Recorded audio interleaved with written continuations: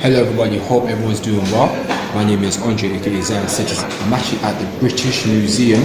I'm in the Assyrian part. Just a quick background. If you don't know who the Assyrians are, they were a mighty kingdom in what we call Northeast Africa, or you may call Middle East Africa. Rose up from the Mesopotamia area, and they took over that whole region. Now, where we are, we're at the siege of Lachish. Lachish was one of the top cities in the kingdom of Judah. Again, Judah is part of the nation of Israel. The nation split. The northern kingdom was called Israel. The southern kingdom was called Judah. And what we're seeing is, after they totally destroyed the northern kingdom, later on they came in 701 BCE to conquer Lachish, and they did. And this is them taking some of the prisoners. So as you can see here, that's an Assyrian right there, and they're setting up some Judahites for punishment, some grave punishment. They were very, very, very wicked people. And again, you see a Judahite up there. Take a look at their hair and the beard. You'll see some more as well. As we move here again, that's an Assyrian right there. And if you move right, you see some Judahite, Yahudite prisoners right there. Again, let's move over here because this is another clearer one. So you have some Assyrians there. And if you take a look, these are some people of Judah. Again, just to reiterate, Judah was one of the 12 tribes of Israel.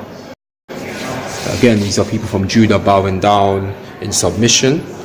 And if just in short, the history of these people is that about 150 years after this, 120 years really, another kingdom rose up, which was Babylon, and King Nebuchadnezzar went into Judah and destroyed Jerusalem because the Assyrians weren't able to, because the Egyptians and the Cushites came to help King Hezekiah at that time, and the Assyrians got scared, so they actually ran away.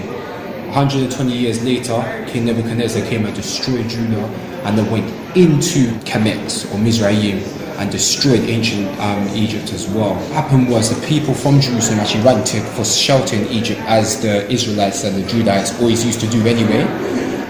The Babylonians actually ran down into Egypt and destroyed Egypt. Now those Israelites that you saw there, they were in Egypt as well, seeking refuge, as they normally do. It was their tradition. Whenever they were in trouble, they would run into Egypt. They were forced further south. Now what happened was that subsequently, a few hundred years later, the Romans destroyed Jerusalem, destroyed the whole nation. So more influx down into Egypt and down into maybe Sudan area, things of that nature happened.